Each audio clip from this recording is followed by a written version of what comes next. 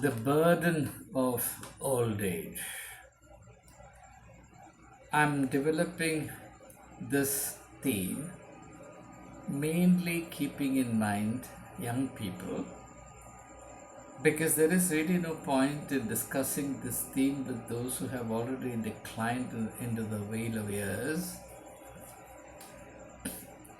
or have entered the late evening of their life when they can do precious little about how they have come to be and how they would perhaps negotiate the rest of their earthly sojourn. It's when you're young that you can actually make provisions for leading a rich and dignified life in your old age. So the investment into living with dignity and meaning in old age has to be done pretty early. That's the reason why I addressed this theme, which might on the face of it look somewhat cheerless and somber, but need not be so to young people. Now, since I am in that state of being burdened by age, by the way, each phase in our life has its own burden. And during each phase of our life, we have a duty to mitigate the burden that's upon us, realizing in the first place that much of this burden is self-inflicted, self-invited. And therefore, there is a great deal we can do about it, but that's not my main theme in this video. Now, the burden that a human being experiences in his or her old age is best understood in terms of its two dimensions. First is the burden that others experience about you. The second is the burden that you experience yourself. Let me deal with the first. The burden that others experience about you. Now, it is a matter of gross misconception that others feel or are bound to feel that you are a burden in the house, you are a burden around them, simply because you have grown old. It doesn't have to be like that at all. But depending on how you have lived, depending on how you have developed your personality, depending on how you have affected those around you, your children, your wife, whatever, with what quality of your personality you have influenced them, affected them, they could feel that they could increasingly feel that you are a burden around as you enter your old age. And the logic of this is not hard to understand, particularly as regards men. There is a problem. There is a cultural problem. The cultural problem is that men understand their importance largely in terms of their physical dimension. They're taller, they're stronger, and they have some kind of cultural signature of authority. They're a ponderous presence in the family. They exercise authority over the children and in many cases even over their wives. But all this may not have any intellectual or spiritual dimension. For example, the idea that one is a male and therefore on that basis alone one is entitled to exercising control over or enjoying preeminence over others in one's own house is a physical idea. There is nothing terribly wrong with that idea, but what is terribly wrong, what can be terribly wrong about that idea is that that idea is understood only in terms of physicality. That I am a male and therefore I am entitled to, ipso facto, by that very fact, I am entitled to the position of authority, preeminence, etc. And therefore I don't have to do anything else to maintain my authority and control over the household. But you can have a different approach. Yes, you are a male, It's not a problem. But that is not sufficient in itself to exercise beneficial authority on the household as a whole. You can also seek to attain intellectual growth, need not always be with the intention of securing your intellectual superiority over your wife and children, but as a natural part, natural aspect of how you look after yourself, how you value add to your own personality, or to use the familiar expression, how you improve yourself. Self-improvement must become an important concern, a priority for every human being, male and female alike. And whatever is comprehended within this concept, this omnibus concept of self-improvement, must be prioritized.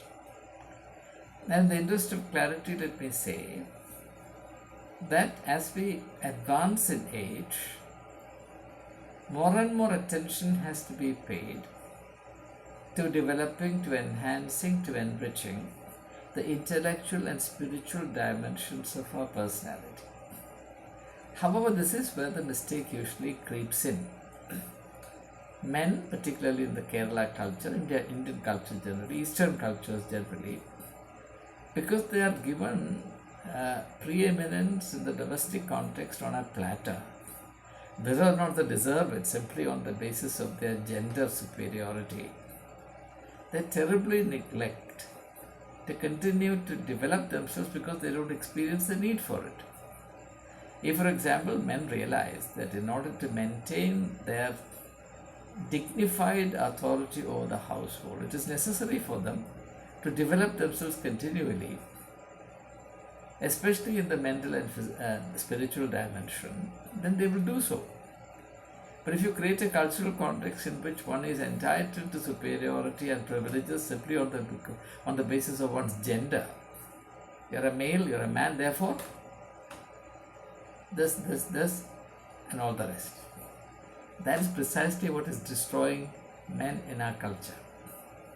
And this has got serious problems for the family as a whole. Many children are today growing up without father figures, even when their fathers are very hale and hearty. Because their parents, their fathers are not able to actually measure up to the role of being truly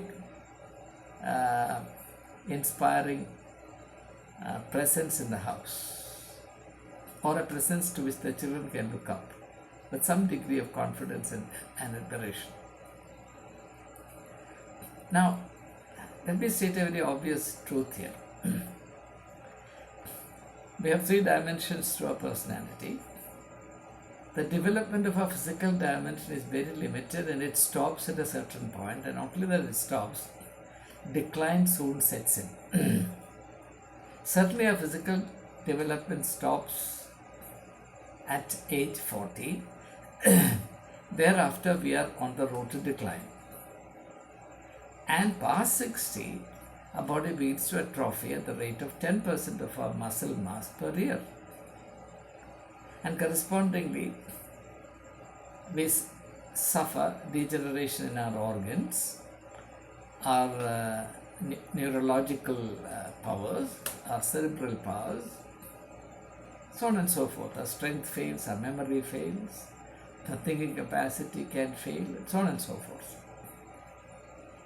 So a person who thinks of himself only in terms of his physical dimension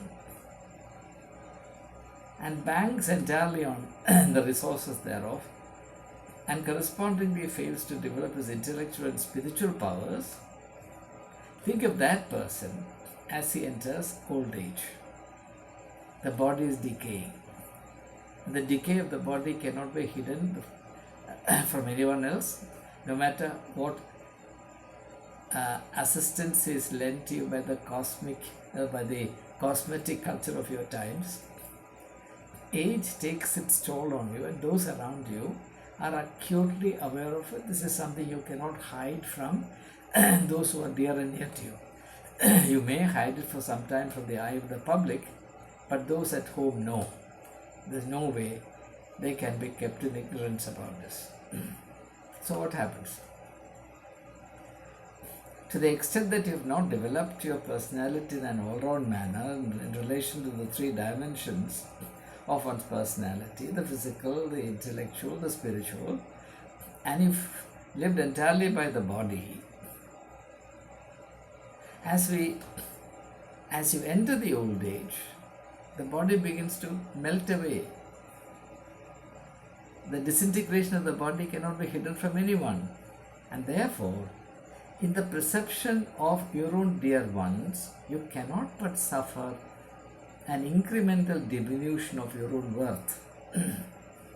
They may pretend for a while that you still matter to them exactly the way you did 20 years ago, 30 years ago, 40 years ago, but even that pretense cannot be kept up for long. And it begins to show in a variety of ways in the way people relate to you and respond to you. There's no point in blaming them because they are human. They can only relate to you in terms of who you are and what you have made yourself to be. It was your choice. And therefore, the feeling that you are a burden in the house begins to gain ground. I know it's a harsh thing to say, but this is the reality, and the sooner we realize this, the better. The sooner we get real, the better for us. So that's the first dimension of the sense of burden that old age brings into our life. The second is the perception of burden that we ourselves have.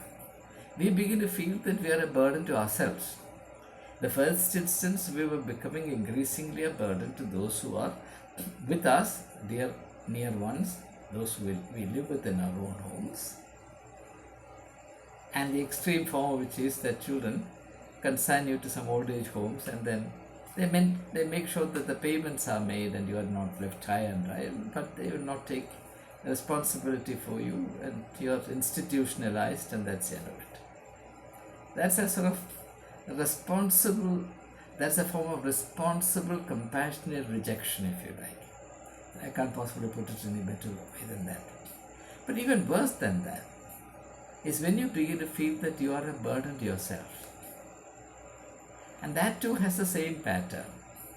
The more you live in the more significant sections or phases of your life in terms of your body alone, the body beautiful, the body strong, the resources of the body, the pleasures of the body, the cravings of the body, so on and so forth, the instincts and impulses of the body. And the more you neglect to develop yourself in an all-round manner, your thinking and your spiritual powers, what happens?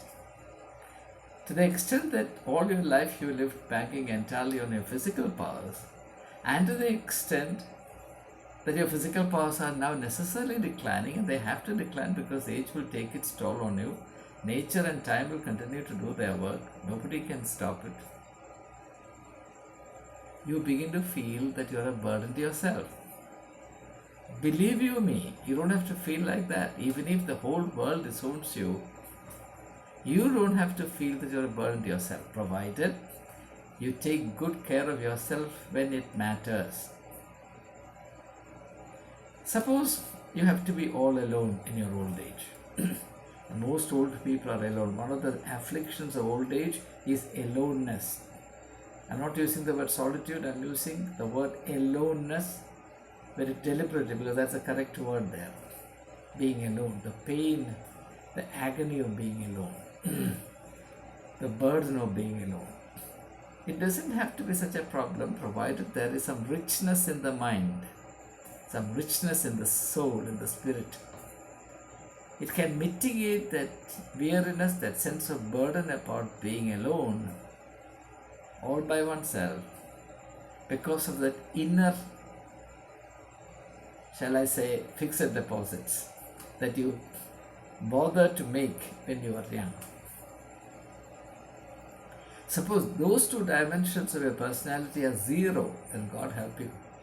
God help you.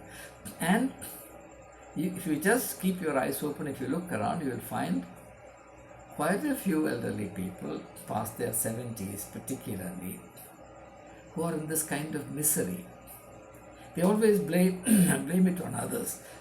Pardon me. They will never acknowledge responsibility for making them into what they have come to be. It was all being done by slow, gradual measures over a long period of time, beginning from the time they were young people.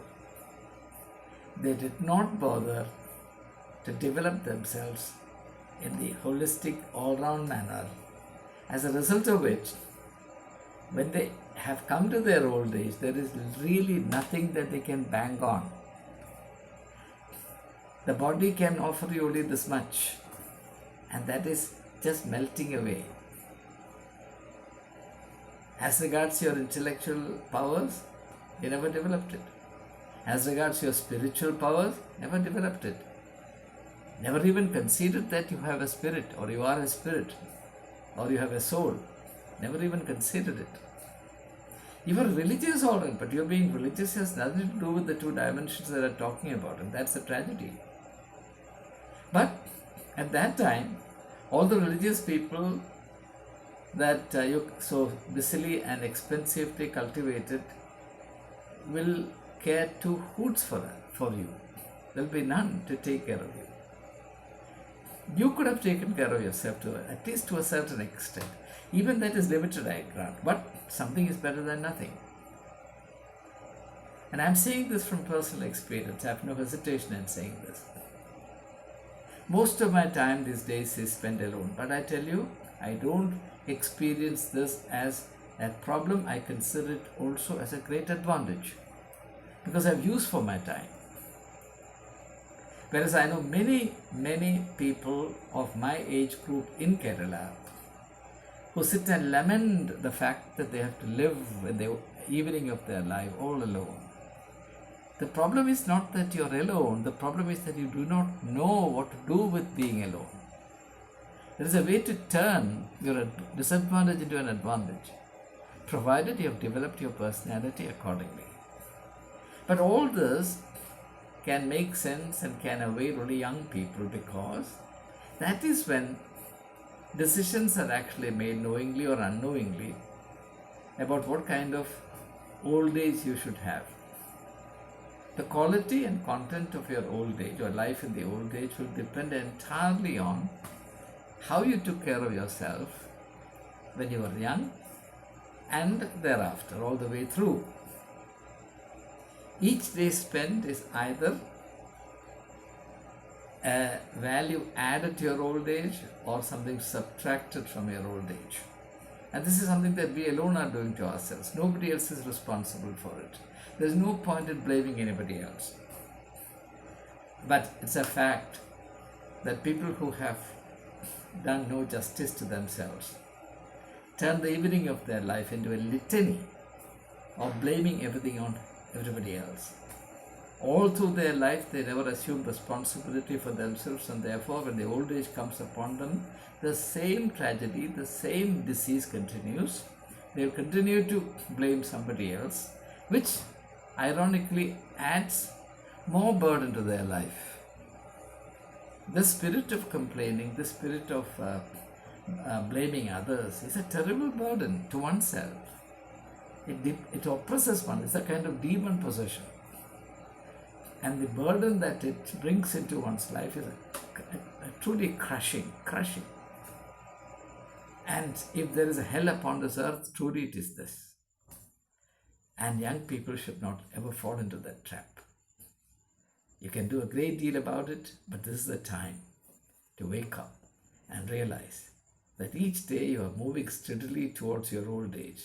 It's waiting for you somewhere down the corridor, and it makes sense, good sense, to make provisions for it when it is still possible to do so. Thank you. All the very best.